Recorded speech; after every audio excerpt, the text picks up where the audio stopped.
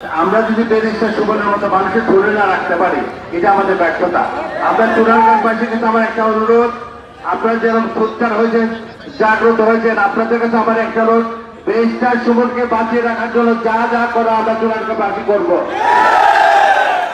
আমি বেশি কথা সাধারণত বলি না, তবে একটা কথা বলি যে ব্যারিস্টার সুমনের মতো আরেকটি এমপি সারা বাংলাদেশে কোথাও নাই।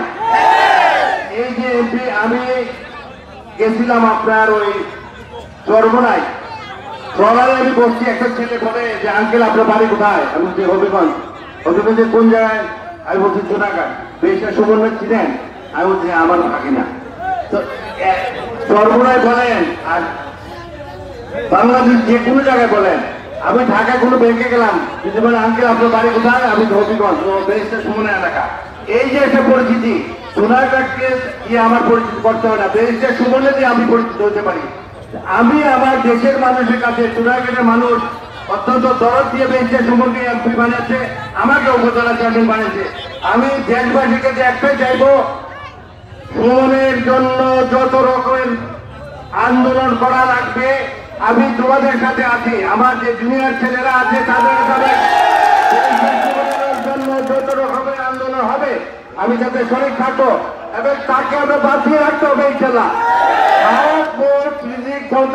আল্লাহ, কিন্তু আমাদের চেষ্টার করতে থাকতে না, আল্লাহর কাছে আমরা এটাই দেবো, আল্লাহ আমাদের এমপি সাহেবকে তুমি বাঁচিয়ে রাখো। আমরা এটাই বলি,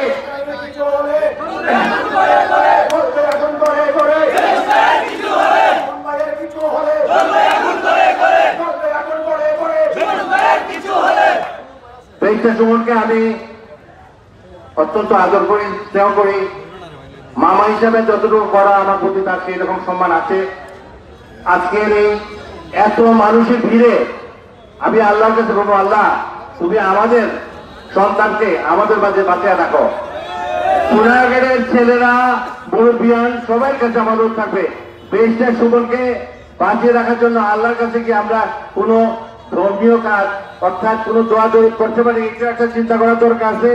সব কিছু মানে কিন্তু আল্লাহ, আমরা আল্লাহর কাছে চাইবো, আল্লাহ তুমি ব্যারিস্টার সুমনকে বাঁচিয়ে রাখো, আমাদের জন্য বাঁচিয়ে রাখো, চুনারগঞ্জের জন্য বাঁচিয়ে রাখো। বেশি কথা বলি না, আমি একটা জানাজায় যাব, মানুষটা মারা গেছে, তার জানাজা যেত। আমি আজকের মতো এখানেই সমাপ্ত করি। ভবিষ্যতের জন্য কোনো অনুষ্ঠান হয়, কোনো প্রোগ্রাম হয় আমাদের জানান, আমি থাকবো। সবাইকে ধন্যবাদ। আসসালামু আলাইকুম।